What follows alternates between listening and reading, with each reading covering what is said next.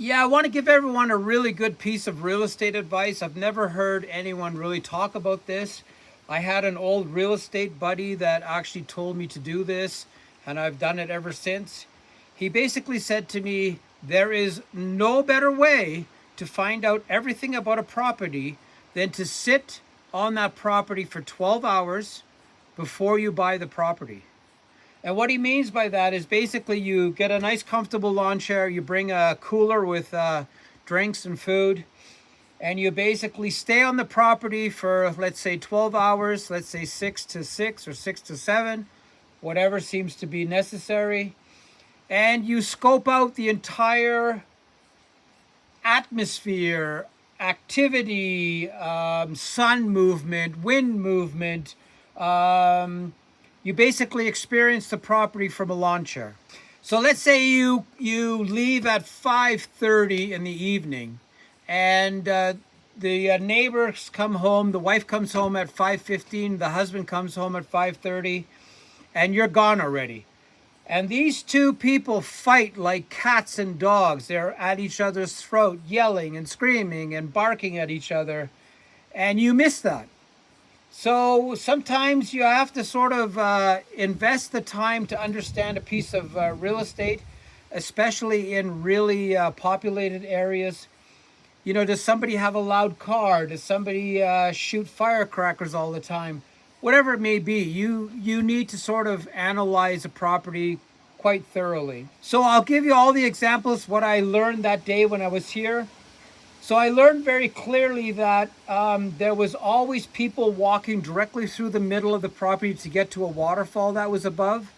So this was a public walkway because it was the only property that wasn't sort of cared for by anyone. So I noticed that. So I noticed all the worn grass. So you can see, if you look at your property and you say, okay, why is this grass pathway here? Why is it all worn out?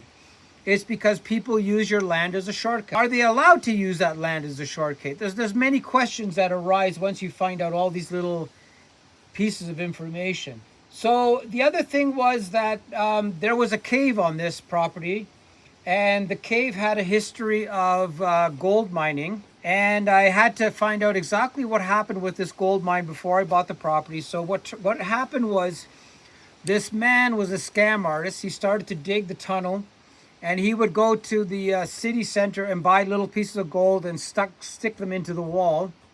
And he ended up getting a ton of investment from investors because they were constantly finding gold, but it was always the same gold, or it was purchased gold. So there was no gold on this property. So that was that story. I noticed right away that I had peeping toms, like I had neighbors that were looking through the bush. So I knew that I had to deal with nosy neighbors. I knew that was an issue already. The scenario that everyone had their animals on here as if it was a public park. People had like 3 cows grazing. Another couple people had 2 cows grazing. Another person had a donkey here. So this was basically a free-for-all. Nobody was giving them any hard time. Then I had a next story where one of the neighbors came to the fence and talked to me, and he says, that the guy who owned this property had to leave because there was ghosts on this property, and him and his 2 grown sons were so scared of this property they couldn't handle being here. So that was another piece of information. So what I'm getting at is, if you sit in a chair for a day and you listen to all these stories and you observe carefully how your neighbors are behaving, are there chickens from the neighbor coming onto your land? Are there people cutting down trees? Are the tourists continuously coming through your land using a really decrepit bridge? Are they going to sue you because they're going through your land if somebody slips? There was a really high incline to get up to the cascada, which was super dangerous. The bridge could have broken down any day. So there's all these things that go with the property. How are you going to be able to deal with your neighbors? Are they good people? Are they bad people? Are they thieves? Are they going to steal your plants when you start to plant? There's all these questions that have to go through your head, and you have to sort of say, okay, I'm willing to take that risk because I've done my 12 hours on the lawn chair, and I said I can overcome with a checklist and a game plan how I can overcome these issues. of these animals being on the land. I'm gonna, tell them they're not allowed to put their animals here anymore. So it goes on and on and on. So you sort of get the grasp of the problems you're going to face. And that makes it a lot easier once you get the property. Because if you just show up and there's, people that have 6 cows on here and they don't even believe you that you're the owner or whatever it may be, that you have to deal with all that. So there's always 2 things that are really important to me. Get as much paperwork on a piece of property as you can up front. Don't do any negotiations. Don't do anything until you have, here in Ecuador, it's the línea de fábrica. Get that first.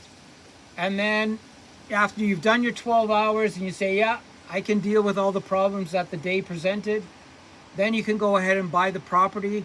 But do your duty on the lawn chair and make notes. Where are you going to put the house, where the sun is, where the winds are coming from.